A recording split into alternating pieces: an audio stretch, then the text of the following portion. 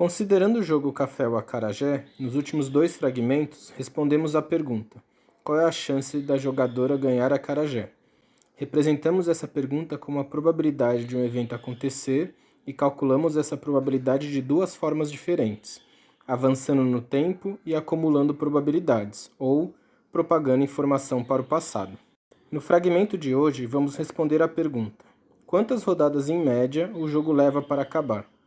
Para respondermos essa pergunta, devemos considerar o cálculo da esperança sobre uma variável aleatória.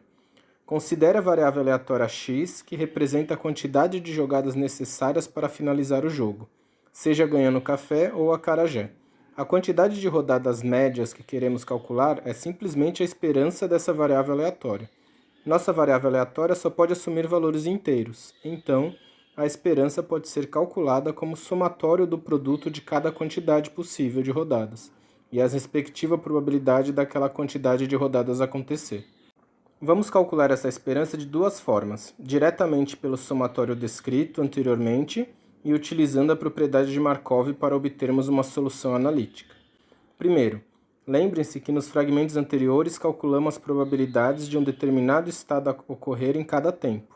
Agora, podemos descrever a probabilidade da variável aleatória x assumir um determinado valor t pela probabilidade de no tempo t o jogo ser finalizado, isto é, estar na casa de ganhar café ou estar na casa de ganhar acarajé. Formalmente, temos que a probabilidade de x ser igual a t é igual à probabilidade do estado do processo no tempo t ser d, acarajé, ou o estado do processo no tempo t ser f, café. Pode-se utilizar os exercícios vistos nos fragmentos anteriores para calcular essas probabilidades e então calcular o somatório. Note que podemos obter facilmente o limite inferior para esse somatório, basta truncar o somatório em algum tempo t. Por outro lado, não é tão simples obter um limite superior, uma vez que em nosso jogo, a variável aleatória x pode assumir qualquer valor inteiro, e para cada um desses valores a probabilidade de ocorrência é maior que zero. É possível mostrar que no limite, quando t tende a infinito, esse somatório converge, mas vamos tomar outra direção aqui. Vejamos outra forma de calcular a esperança de x. Primeiro, considere as variáveis aleatórias binárias c de t, nas quais 1 indica que o jogo ainda não acabou no tempo t, e 0 indica que o jogo já acabou no tempo t. Vamos chamar essa variável de custo no tempo t. Agora, a variável aleatória x pode ser representada como sendo simplesmente o somatório dos custos para todo o tempo t. Parece que complicamos a representação do problema, já que agora temos que calcular a esperança de um somatório infinito. Como veremos a seguir, essa representação tem suas vantagens. Assim como fizemos no fragmento 3, calculando probabilidades condicionais, vamos considerar esperanças condicionais, isto é, qual é a quantidade de jogadas esperadas quando começamos o jogo em determinada casa. Essas esperanças condicionais será chamada de função valor v. Vamos considerar um estado genérico S. Primeiro, recorremos novamente à lei da probabilidade total para trocarmos o tempo do estado cuja esperanças são condicionadas. Segundo, vamos utilizar a propriedade de que a esperança da soma é a soma da esperança para considerarmos a esperança de custos em tempos diferentes. Terceiro, vamos utilizar a propriedade de Markov para trocarmos o condicional em um tempo t genérico para o tempo t igual a zero, quando considera-se custos acumulados no futuro infinito. Antes de calcular a esperança do custo acumulado, vamos considerar o cálculo da esperança do custo em um determinado tempo t maior que zero, condicionado no estado no tempo t igual a zero.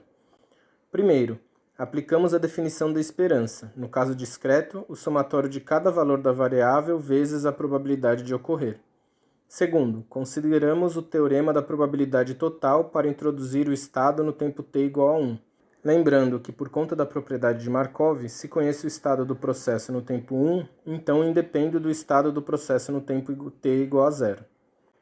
Finalmente, notemos que podemos recuperar a esperança de nosso custo, mas agora condicionado no estado do processo no tempo 1. Agora, podemos voltar ao cálculo da esperança do custo acumulado. Primeiro, decompomos a esperança do somatório em dois termos, o custo no tempo 0 e o custo acumulado no tempo 1 em diante. Segundo, usamos o resultado anterior para trocar o condicionante no tempo 0 para tempo 1. Terceiro, notemos que o somatório condicionado no tempo 1 é equivalente a condicionarmos no tempo zero, se trocarmos o tempo das variáveis que estão sendo somadas.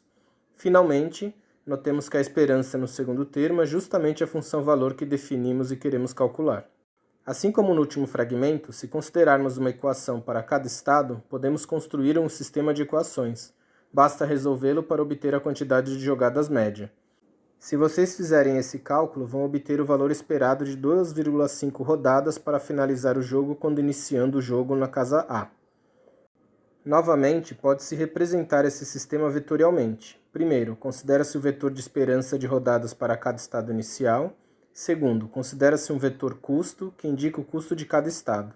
Em nosso caso, os estados onde o jogo acaba ficam com custo 0, enquanto os outros estados têm custo 1. Agora podemos descrever o sistema de equações e resolvê-lo.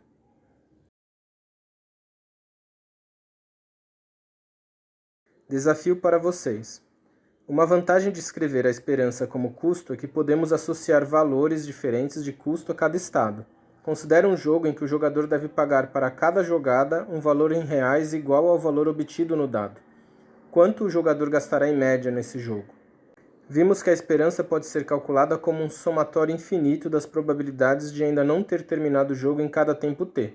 Obtenha um limite superior para essa probabilidade considerando um truncamento no tempo t. Demonstre que a probabilidade de x ser n é maior que zero para qualquer valor de n.